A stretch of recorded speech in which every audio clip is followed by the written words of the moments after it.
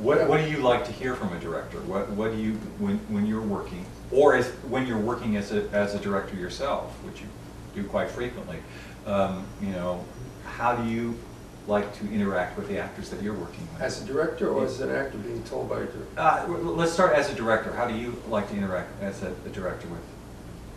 I like to have fun and kid around. Yeah. Say, why don't we try this? Why don't we try that? And we've done a number of productions, and it's always funny. Otherwise, why do it? No, you're not. Some of the productions that actors do today aren't. You're not getting paid.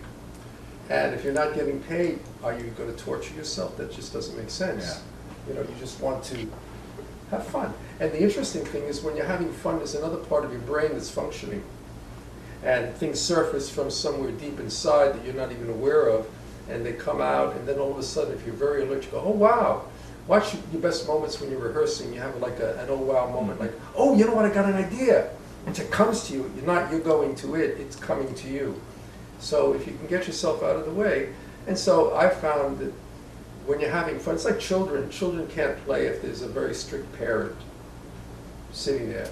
Children need to be encouraged. You ever watch them on the beach? Like mom and dad are laying on the beach getting the sun, and the kids are playing here, and you watch them, but they're aware of mom and dad. Then they move down the beach a little bit away from mom and dad, and watch how much fun they have. And they become very creative.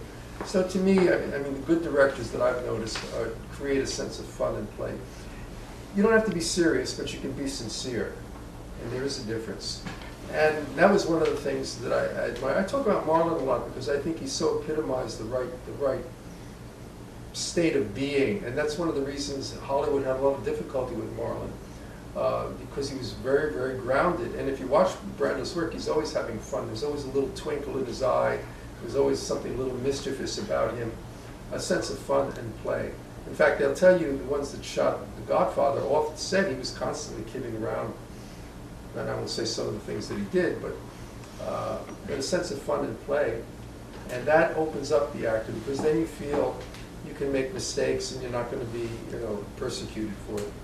Yeah. I like directors who have opinions. I mean, I always find it useful as an actor to be able to, you know, bounce things off a director and have them, you know, stimulate you. That's exactly what you're looking for, right? Yeah, to be stimulated in the right way, because sometimes directors come and they mean well, but the verbiage that they're using, the way in which they're speaking, leads the actor into results. Yeah, I mean, I think that's the most trouble that most actors have working with directors, is a lot of the direction that they get is result oriented.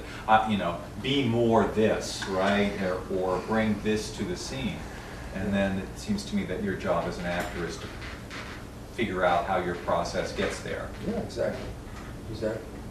I know that your classes are a lot of fun. You have a great time in there. Yeah, I do. I kid around, and the students also open up and have a sense of fun and play. But their work, when you watch their work in class, I saw a piece today that was brilliant, just brilliant. This actress did this piece from Alan Bennett's Talking Heads, and she was just exquisite, just brilliant. And you can go to Broadway and you don't see things like that, with all due respect. You know, it's all about, you know, we've got to make money and we've got to entertain. I think good theater is more than entertainment. I think it's bringing an audience into an insight.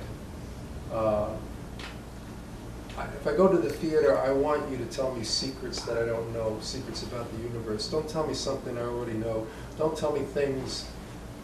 You know, I know about sex, drugs, and rock and roll. I know about entertainment. And a lot of the plays today are all about who's sleeping with who.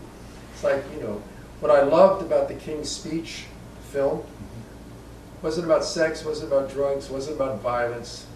It was a beautiful story, incredible insight into a relationship.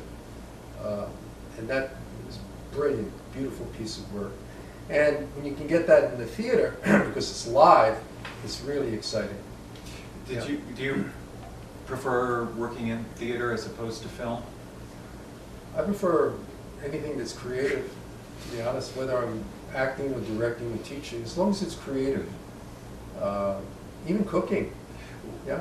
Yeah, well, but, and what's your difference in approaching a theatrical piece as opposed to doing a character on film? How, do you approach them differently? No, no, you have to figure out, if I were this kind of a person, what would I want, why would I want it, and then to find in my own personal life a time when I wanted such a thing, and then what's my character's relationship to the other characters in the piece. It's exactly the same thing. The technique that you use for theater is exactly the same technique for film. The only difference is maybe things are refined down, but the essential inner workings are exactly the same. There's no difference. Yeah. Yeah. Well, thank you, Michael. It's That's been my a pleasure. pleasure to talk to you. It's been a pleasure talking with you.